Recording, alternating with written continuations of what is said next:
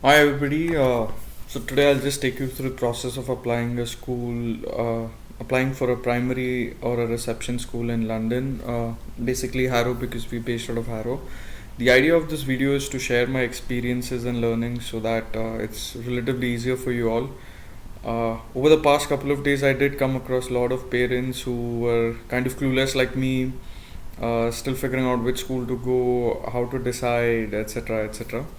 So I hope this particular video will help you in this regard. So first, let's understand the stages of school life and the nomenclature out here in the UK or London. So there is something called as key stage, which is where the government has classified them as certain key stages of development, and the curriculum is accordingly decided and the progress is tracked. The class years, or whether the child is in year 1 or year 5 or reception, etc., and the age of the child is typically at the age at which he enters that particular class. So for the first 2 years, when the child is just 1 or 2 years old, he'll go to probably a nursery or a daycare, and after that, when he turns 3, he should have minimum turned 3 or should have just turned 4. He or she would enter reception. This is typically called as early years foundation stage or EYFS, and then the whole journey begins as to key stage 1, which is year 1 to 2, where the child is 5 to 7 years old. Key stage 2, year 3 to 6, the child is 7 to 11 years old. Key stage 3, year 7 to 9, child is 11 to 14 years old. Key stage 4, year 10 to 11, the child is 14 to 16 years old, and thereafter, key stage 5, typically college, further ahead. Now, the broad category of schools in London, you either have a community or a local authority maintained school. The funding is local authority and it's run by a local authority as well. There are certain schools like a foundation or a voluntary school which is funded by the local authority but run by an independent body. And then there are academies or free schools which are not for profit academy trusts but run by an independent body. And the last are grammar schools which are either funded by a local authority or a foundation or an academy trust but run by an independent body. Now, these are the broad types of schools when you scout them in your area. You have an academy which is government funded, it's run by the academy trust. College, government funded, independent body runs it. An independent school is completely privately funded, so here this is where the parents have to pay the fees for that particular school, and it's run by an independent body. Maintained school is funded by the government but run by a local authority. And special school for children with special needs, it's government funded and it can be either run by an independent or a local authority. Now, this is the main aspect in terms of how you get allotted a school, how do you choose a school, what kind of schools do you apply for. There's no point in applying for a school which you're not even going to get because of these criterias. So the first primary criteria is the distance of the school from your house. Please note this is the straight line distance between the house and the school and not what Google Maps shows you through walking or by road. It is a straight line point to point distance between the house and that particular school. Second preference is whether the child already has a sibling attending the school. The third one is whether if it's a religion school, then a particular for a faith-based school, particular religion is given preference. Typically, this is not this is only applicable for a school such as a grammar school where you have an entrance exam which has to be passed by the kids and then they get selected for the school. There are certain primary schools which are feeder schools where the child automatically transitions into the school ahead in the same group of school. And if one of the parents is a teaching staff, then that's also given preference for the child to get an admission into that particular school where the parent has been working. Now these are the key dates. Typically, more or less, they are same across every calendar year. So 1st September 2022 is when the primary schools admission opened, and 15th Jan 2023 is the closing date for the applications. You'll get the outcome of all the applications by 17th of April, and by 2nd of May you have to either accept or decline the offer, and by 16th of May, if you've appealed uh, against an allotment or lack of thereof, then all appeals will be heard between the 2nd of May and 16th of May, and there'll be a closure shall be achieved accordingly. Now,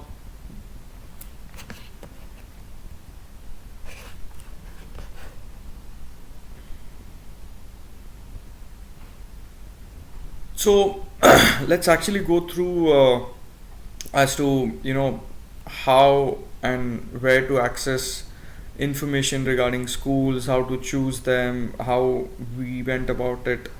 So just let me switch over to the website. Yeah, so if you see, this is the UK government website. I'll share the links in the description below the video so it's easier for you to access. Now, these are the typical key stages which I had shown in one of the slides, depending on the child's age, year, in which year, and so what is the assessment done in that particular key stage. And then there are certain national tests where an assessment is done if the child is up to the basic requirement of, say, understanding of English, reading, mathematics, and science, and writing English in, say, for example, this particular KS1 year 2. Similarly, there is an assessment for multiplication tables in year 4, and further so and so forth. So this is why the nomenclature KS1, KS2, and class year 1 to year 10, etc.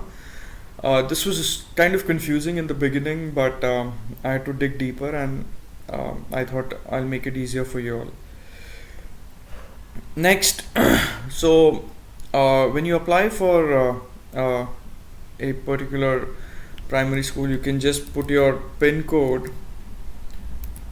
So for us it is, so when you put the PIN code, you can straight away go to the UK government website. Directly takes you to the borough's council and the particular page where the school related information application process is there. As you can see here, the same dates are mentioned. The application process is out here, and all the basic details are out here. Now, next I'll take you through as to how do you actually gather data about schools, which school is good at what, etc. So there are certain schools where there are a lot of multicultural students. There are certain schools where the percentage of students who've reached the adequate or the minimum requisite stage of, say, English writing and reading after KS2, the percentage of such students is higher compared to the whole class, etc. All those details. There are certain apps, websites which where you'll have to pay, and they can give you this data in a very representational format, but all this data is readily available. So let's find a school or a college by a PIN code. So I've chosen 3 miles because typically 1 to 3 miles is the range. Beyond that, you would need a vehicle to go and pick up and drop the kid. Ideally 1 mile, but let's see 3 miles. So if you see out here, it is giving all the list of schools from the PIN code of our house in the neighborhood. All the schools, whether they're, so I can sort them by primary, secondary, or 16 to 18 types. So since I'm looking for a primary admission, I'll sort them by primary.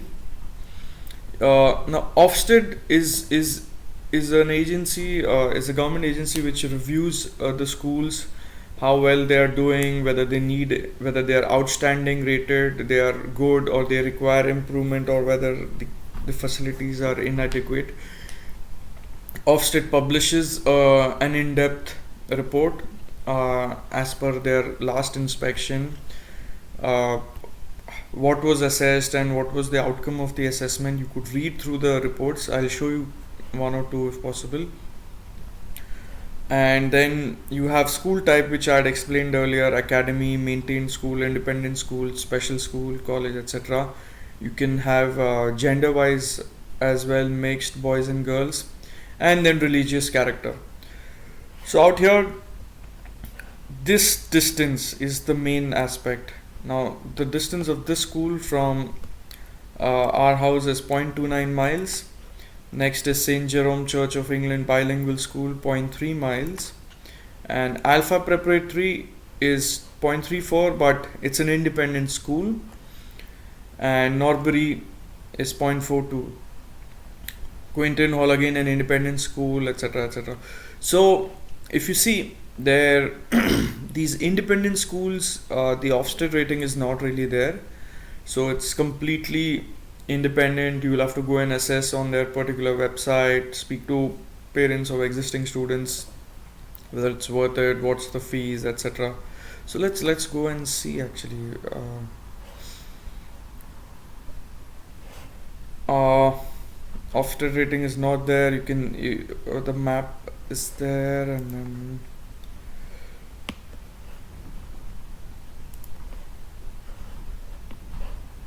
this is a mixed gender school. Okay, let's check St. Jerome, for example. Here, see, the Ofsted rating is 3, which means it requires improvement. It was last inspected in 7 March 2019.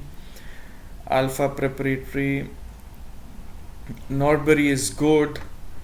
Last inspected in 2017, so that's quite a long time.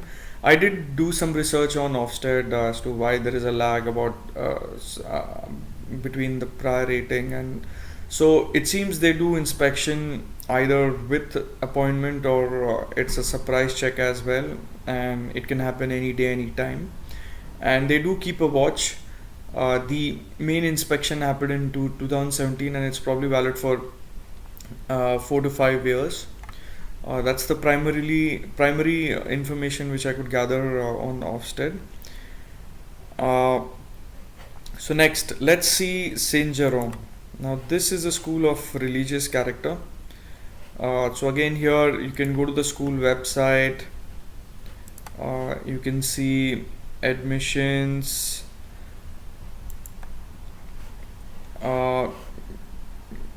All the details are there.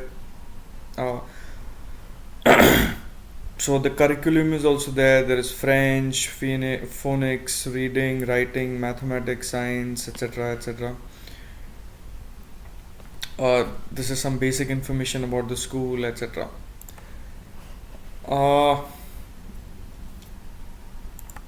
If you go back to, let's say, Norbury. Yeah, so you can go to the school website as well, but I would like to show some more information.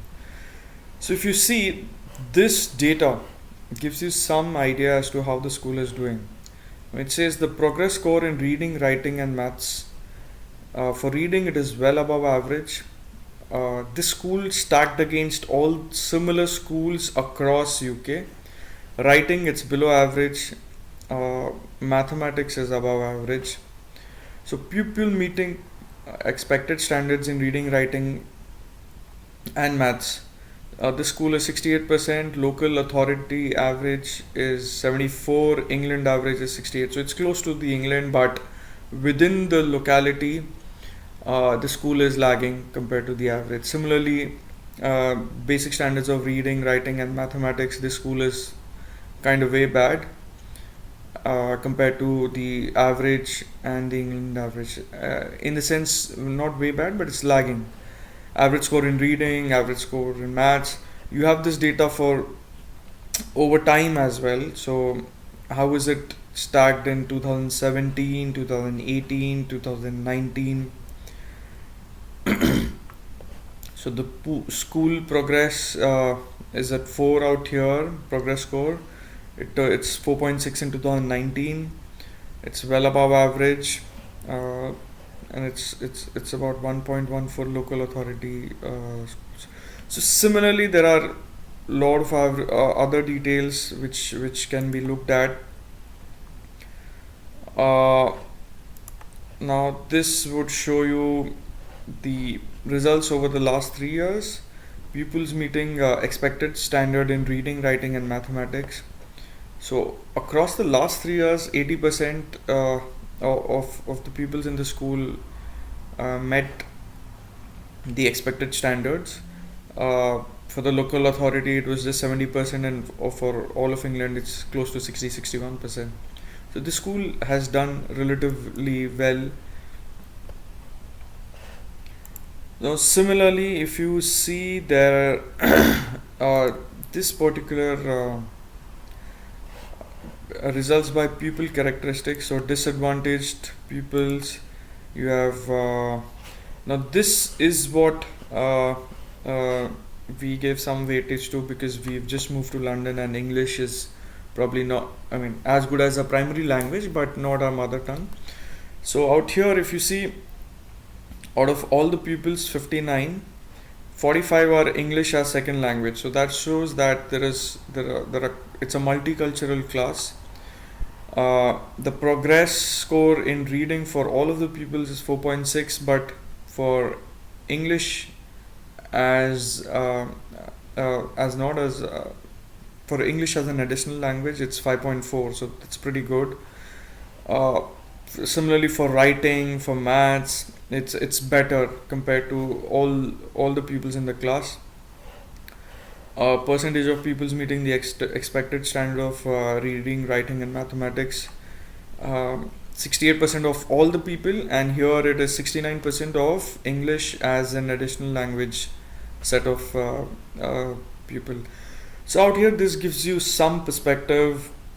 You may come across certain schools where this particular ratios are like way up in 80, 90. So that kind of gives you a perspective. How are the overall average kids or children doing in that particular school. That is also to some extent a reflection of what are the teaching methods, and how are they teaching, etc. This gives you depending on gender, so if it's really important to you, you can look at that. Now, uh,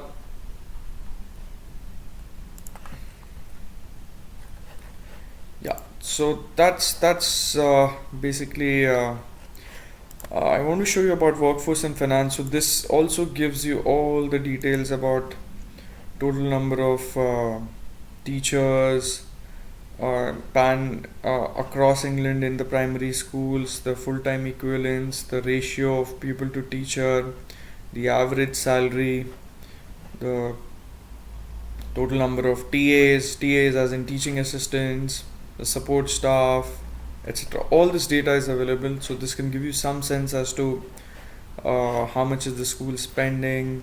You can see the school's financials also. This shows you the total income per for the school per pupil, the local authority median, the London's median completely, and the all England median. So out of that, how much is self-generated, etc. This is an important aspect. Again, probably can give you some perspective.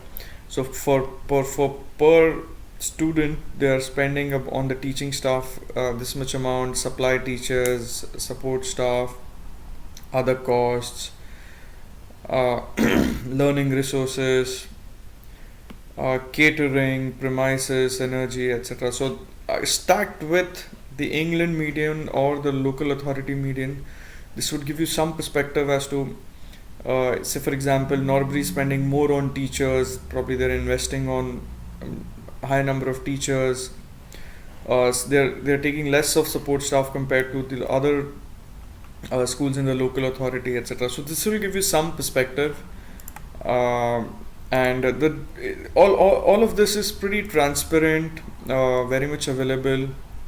It's right there for you. Excuse me. So having said that, that's this is about the school. Now, 1 second. So back at the search page, as you could see, Saint Anselm Catholic Primary School. This is Ofsted rating 1. So let's see how this school is. And if you see here, now if you see here, the reading is well above average, writing is well above average, maths is above average 2.3. You can see pupils meeting expected standard in reading and writing, and maths is 95%. You can clearly do a broad comparison between this and Norbury, so that'll give you some perspective. Similarly, you can check the English as an additional language. Now, if you see out here, roughly 50% of the class is with students who have English as an additional language, whereas in Norbury, most of the class was a higher percentage of the students were multicultural, if I can say that. So this will give you some sense as to what kind of peer set would your child have in a particular school, and how is the school doing across, whether having English as an additional language is a disadvantage or not. So all this data is there, and similarly you can indeed look at the school's finances, or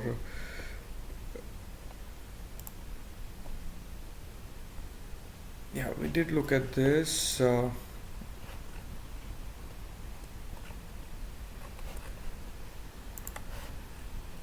Yeah, workforce and finance. So spending, if you see, we're spending on teaching staff, which is kind of close to the average, so nothing is a big aberration out here.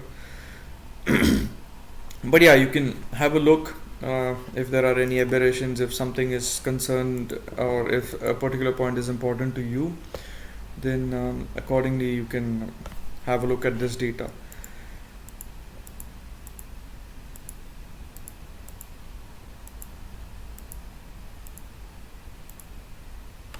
Yep.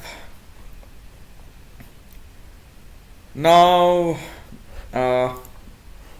this is say for example Norbury school website. Here also you can, every school has its own website, so you can just go and have a look there, so that's okay. Now these are the terms for a particular year. You have the autumn term, spring term, summer term, and then the autumn term for 2023, and spring term 2024, and summer term 2024. So these dates are there on your respective council's website. You can have a look there.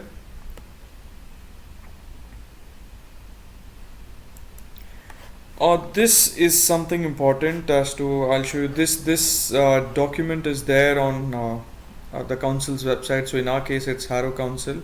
This throws some light as to how was the picture last year in terms of an allotment to a student.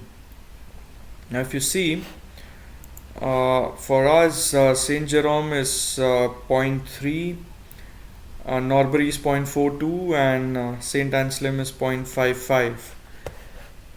Now if I go here and if I see Norbury, if you see Norbury here, it has 90 students, okay, places available. The applications received for Norbury was 250. Wow, that is immense. Out of that, they had a medical parent. Some preference was given to a parent who's a healthcare worker. That is one. So there are 29 students who got admission basis a sibling, and there are no Hindu children. There is in Norbury, in Norbury there was one child who got an admission because his or her parent is a staff there, and there are 59 students who got basis the distance. So if you see 59 plus 160, and yeah, and so the last tiebreaker, the furthest distance in miles where criteria applied as a tiebreaker, was 0.443 miles. So if you see out here in Norbury, so 29 plus 130 plus 131 plus 59, that is 90. So there are 59 students who got basis the distance, and the furthest distance, which was where a student got admission, was 0.443 miles. Now Norbury from our home is 0.42, so that's pretty close. And we had Saint Anne Slim, so the data out here is not available because it's a faith-based school, so we'll have to reach out to their respective school and then figure out what was the catchment area last time, or what was the last data. Let's check. So let's check Elm Grove. This is 0.66 miles, and Marlborough 0.72. So if you go back here, Elm Grove had 120 students, 254 applicants. There are 4 kids with special educational needs, one looked after child by the authority, so 56 by sibling, because they had a sibling already in the school, and 57 is the distance criteria. They've not mentioned what was the farthest distance. Let's have a look at Marlborough. Marlborough, yes. So 90, 436 applicants. Wow, because probably it's well rated. So here the distance was 0.372 miles, and Marlborough is 0.72. So this is an Ofsted 1 rating school, hence the higher number of applications. And but however, this looks like a slim chance that we may get this year. Again, there is a possibility that this year there are less number of kids closer to Marlborough, or there are kids who have not applied, but you really don't know. So this data set will give you some perspective as to what was the cutoff last year, and where do you stand, where is the probability that your chances are higher of getting an admission in the school. So essentially you go to your borough's website, and then you click admission, and then this is the website where you will land, and here you have to create a account, and then fill in the details and submit the form, and that's it. So you have to give 6 options in the order of priority. So option 1, 2, 3, 4, 5, 6. Ideally, basis whatever we just discussed, distance is the primary criteria, assuming you don't want to go to a faith school, etc. So make a prudent choice of the order, and the process works in such a manner that, for example, the first priority you don't get an admission, but the kid who got Norbury was actually the kid who got Norbury before you, that was his second option.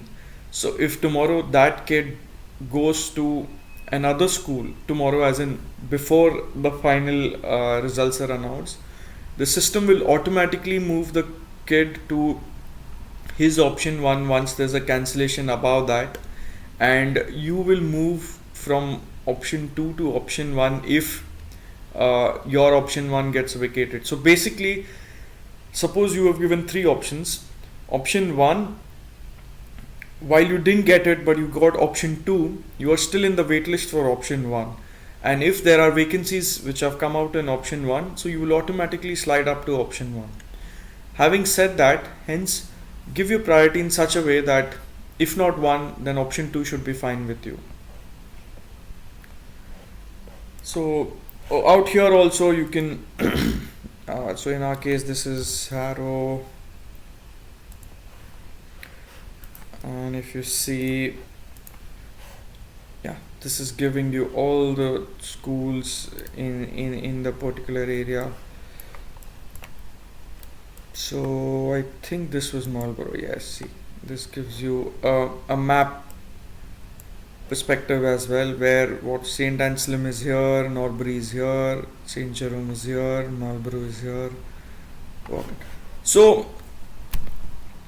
all the data is available. You just need to give it some time. I hope this video helps you, and that's it. The idea was just sharing an experience. Next, I'll just take you through the criteria which we considered in finalizing our school list. So essentially, Ofsted rating was one of the primary criteria. We did have a look at the website of every school to understand what curriculum and what is the student peer set like. We wanted a multicultural setup for our child. Distance, the most primarily aspect in the propensity of allotment of the school for us. The two main things which I want to share the feedback is that school visits. Now, actually, had we known this earlier, we would have booked school tours and visits and visited the schools to actually see how they were in the month of November, December itself. But luckily, we managed to get some visits for 3 to 4 schools in January first week. Now, the idea is when you see an Ofsted rating, what you see on the website, and when you actually go and visit the school, it gives you a real perspective. You need to reach out to the school individually, book a slot, and and you have to be there at the during that slot. A lot of parents do come in such school tours, and the staff of the school will take you through the school, explain you the different infrastructure facilities, their approach, and you can firsthand see how the classrooms are, how the playground is, how would a break time look for the kid, what are the facilities there, etc. The next important criteria for us was the breakfast club and the after school club. So typically, assuming both parents are working, the school starts at 8:30. So if you have to travel to central London, so you would want to drop your kid to the breakfast club where he can have breakfast and then move to the school. Or in the evening, if by the time you reach home and you need to pick your son by 6, the school ends at 3. So whether the school has an after school club facility where, after the school the children are further engaged in the after school club, and whether this club happens on site in the premise of the school, or do they have a tie-up with one more vendor, or where that particular staff will come and pick the student from this school and take them back to the after school club. So these were certain important aspects which we considered. Yeah, broadly that's it. Thank you. I hope this video is helpful, and if you have any comments, queries, please mention them in the comment section and I'll try to get back.